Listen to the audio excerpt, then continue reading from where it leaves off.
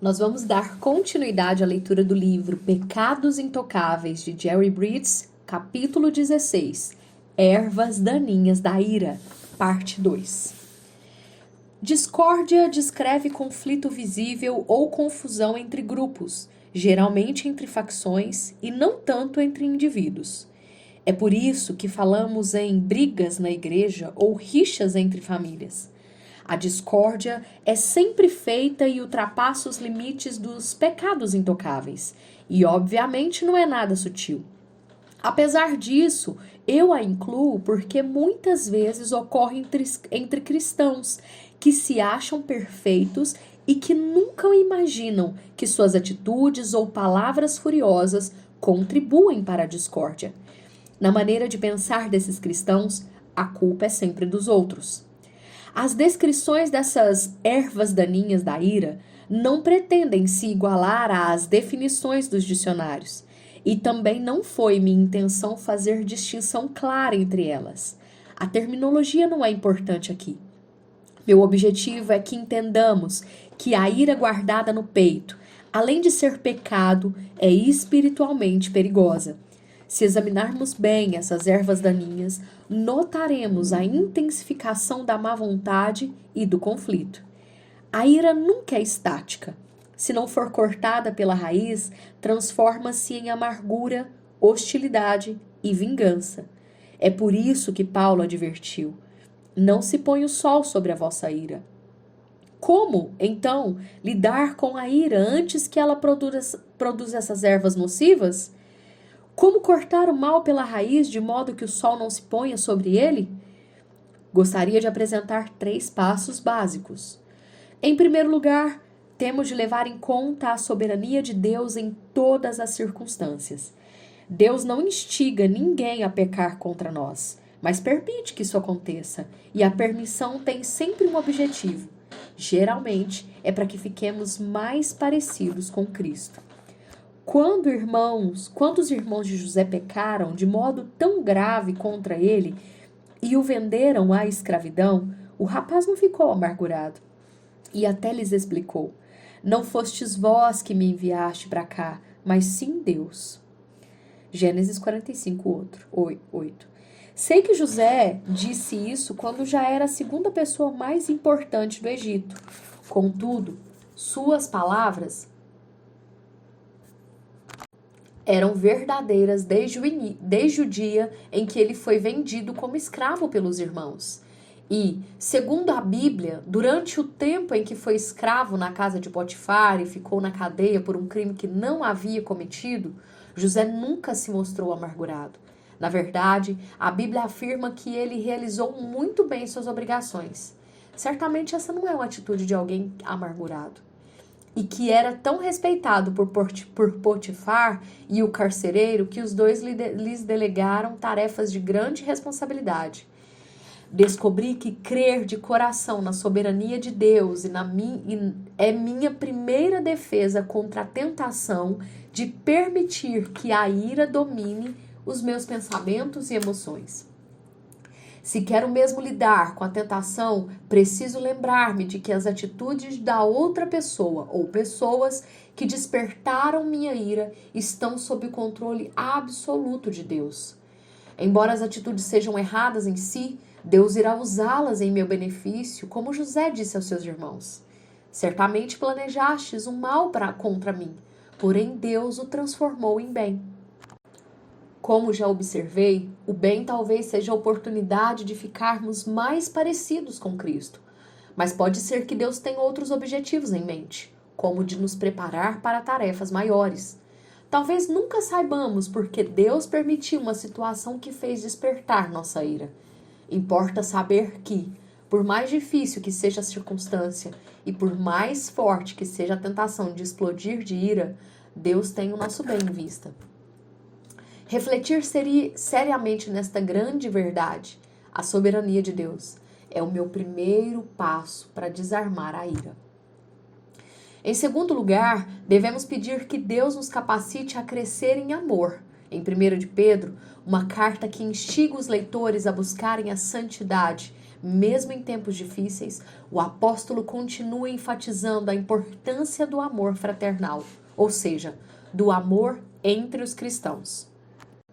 Por exemplo, Pedro incentiva: antes de tudo, tende profundo amor uns para com os outros, porque o amor cobre um grande número de pecados. 1 Pedro 4:8. Pedro está dizendo que o amor nos capacita a ignorar um monte de atitudes erradas das outras pessoas. Se alguém nos esnoba ou envergonha ou aborrece, o amor nos capacita a ignorar tudo isso. Lembre-se de que nós decidimos como reagir ao erro real ou imaginário das outras pessoas. A frase cortar o mal pela raiz, que já usei 2 vezes neste capítulo, se aplica de modo especial aqui. Embora o amor talvez não cubra alguns pecados significantes contra nós, certamente cobre muitos erros comuns. Quando o esposo mandão volta do trabalho, encontra a casa bagunçada e vê que o jantar ainda não está pronto, ele tem o poder de consentir que o amor cubra a situação. De fato, se seguir o caminho do amor, além de ignorar o que lhe desperta a ira, o marido arregaçará as mangas e ajudará a esposa. Ele seguirá o exemplo de Jesus que, mesmo sabendo que era Deus, realizou a tarefa mais servil daquela época, lavou os pés dos discípulos, conforme João 3:2 até o 15. Devemos amar uns aos outros com profundo amor, ou seja, perseguir o amor com diligência. O amor que ignora as ofensas não aparece do nada, é resultado da nossa dependência total do Espírito Santo. O apóstolo Paulo repete as palavras de Pedro quando escreve: o amor não se enfurece. 1 Coríntios 13:5. Essa é uma afirmação sobre a qual todos nós devemos refletir. Você fica com ira facilmente? Alguém consegue arruinar seu dia com sarcasmo de nada? Ou você, por amor a quem fez o comentário, consegue cobrir o sarcasmo? É provável que não haja nada mais corrosivo nos relacionamentos interpessoais do que a língua descontrolada, conforme Tiago 3:5-10. No capítulo 19 abordaremos esse assunto do ponto de vista do orador, mas, por enquanto, vamos nos concentrar em nossa resposta às palavras de terceiros. Existe um velho ditado que afirma: paus e pedras podem quebrar meus ossos, mas palavras não me atingem. Sabemos que isso não é verdade. Palavras maldosas nos atingem, especialmente se são ditas por alguém chegado a nós. Contudo, nós decidimos se elas irão nos deixar com ira. Podemos absorver a mágoa como fato real, sem ficarmos zangados com a pessoa que nos maltratou. Mas para isso, temos de amar a pessoa profundamente. Paulo também afirma: o amor não guarda ressentimento do mal. 1 Coríntios 13:5. Você costuma arquivar na mente os erros cometidos contra sua pessoa? Esse é o caminho certo para a amargura. A afirmação: perdoei, mas não consigo esquecer, não é verdadeira. Se vivemos relembrando velhas mágoas, coisas que aconteceram há anos ou meses, não perdoamos de verdade. Só estamos alimentando a amargura. Não se enfurecer significa parar de lembrar o erro a nós mesmos ou a outra pessoa. Isso não significa que apagamos o sofrimento de nossas mentes. Não há como fazer tal coisa. Significa que tomamos a decisão de não falar no assunto e nem ficar lambendo as feridas. Também quer dizer que, se a questão surgir em nossa mente, talvez engatilhada por outro incidente, é rejeitada logo de cara. Não lhes damos a chance de se fortalecer. E eu quero concluir assim a segunda parte desse capítulo que nós estamos estudando, falando sobre as ervas daninhas da ira. E salientar a importância, a atenção que nós temos que dar sobre a forma como nós reagimos com as atitudes de outras pessoas para conosco. Se nós abrigamos a ira e a amargura dentro do nosso coração, ou se nós de fato nos comportamos como Paulo diz em 1 Coríntios 13:5, que o amor não guarda ressentimento do mal.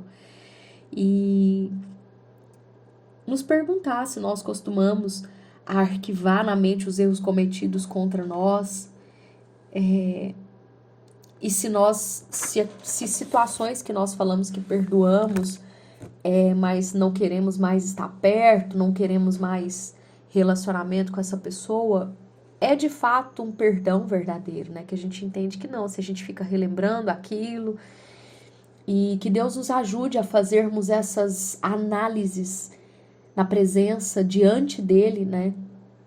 Com o auxílio do Espírito Santo. Que Deus abençoe você. Até o próximo.